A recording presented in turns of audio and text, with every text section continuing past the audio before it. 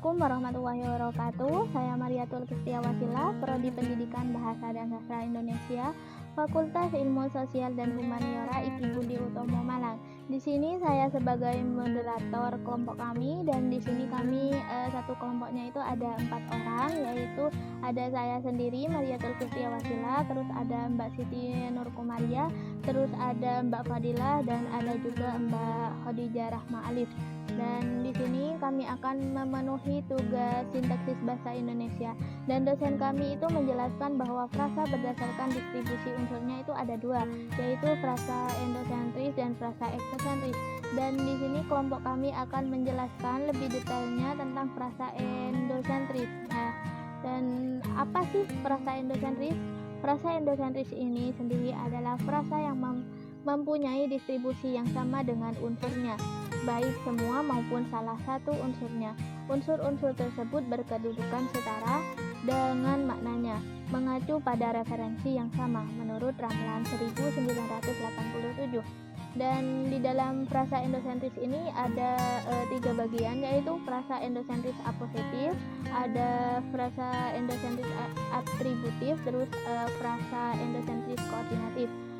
Dan perlu kalian ketahui itu ada 2 frasa yang bertolak belakang dalam frasa endosentris ini. Di dalamnya itu ada yang bertolak belakang, yaitu frasa endosentris apositif dengan frasa endosentris koordinatif. Mengapa bisa dikatakan seperti itu? Karena endosentris apositif ini tidak menggunakan kata penghubung dan atau, sedangkan frasa endosentris koordinatif itu menggunakan kata penghubung dan atau.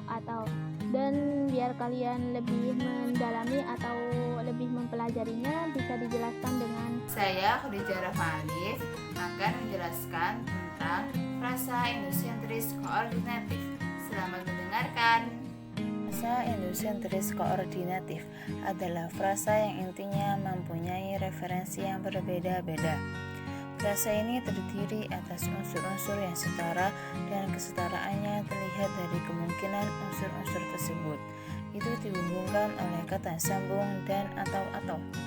Lebih jelas lagi bahwa frasa endosentris terdiri atas unsur-unsur yang setara, dan kesetaraannya itu dibuktikan oleh kemungkinan unsur-unsur tersebut dihubungkan dengan kata penghubung dan atau. Contoh yang pertama, pagi tadi kami mengantar paman dan bibi ke bandara. Setelah beberapa hari mereka mengunjungi kami di Bandung. Jika dijabarkan, paman dan bibi ke bandara dan adalah kata penghubung untuk paman bibi. Yang kedua, semua orang setuju jika mereka adalah pasangan suami istri yang serasi. Jika dijabarkan menjadi suami dan istri dan adalah kata penghubung untuk suami istri. Yang ketiga, pekerjaan ini kemungkinan akan selesai dalam 2-3 minggu ke depan. Jika dijabarkan menjadi 2 atau 3 hari, atau adalah kata penghubung dari 2-3 hari. Selanjutnya akan dijelaskan oleh rekan saya. Saya Fadilah. Di sini saya akan menjelaskan materi tentang frasa endosentris atributif. Frasa endosentris atributif merupakan frasa yang terdiri dari gabungan kata, di mana satu kata sebagai kata utamanya, sedangkan kata yang lainnya sebagai pendukung atau penjelas. Menurut Ramlan, frasa endosentris atributif adalah frasa yang mempunyai unsur pusat, yaitu unsur yang distribusional sama dengan seluruh frasa secara semantik merupakan unsur yang terpenting, sedangkan unsur lainnya merupakan atribut. Contohnya, kamarnya sangat kecil. Kamarnya sebagai kata inti, sangat kecil sebagai atribut. Ayah membeli motor baru. Ayah membeli sebagai kata inti, motor baru sebagai atribut. Saya sedang membaca buku baru. Saya sedang membaca sebagai kata inti, buku baru sebagai atribut. Perkenalkan, nama saya Siti Nur Komaria, bisa dipanggil dengan sebutan Ria. Di sini saya akan menjelaskan materi tentang frasa endosentris apositif. Dan saya akan menjelaskan menurut dua para ahli. Yang pertama menurut Ramlan dan yang kedua menurut Gridak Laksana.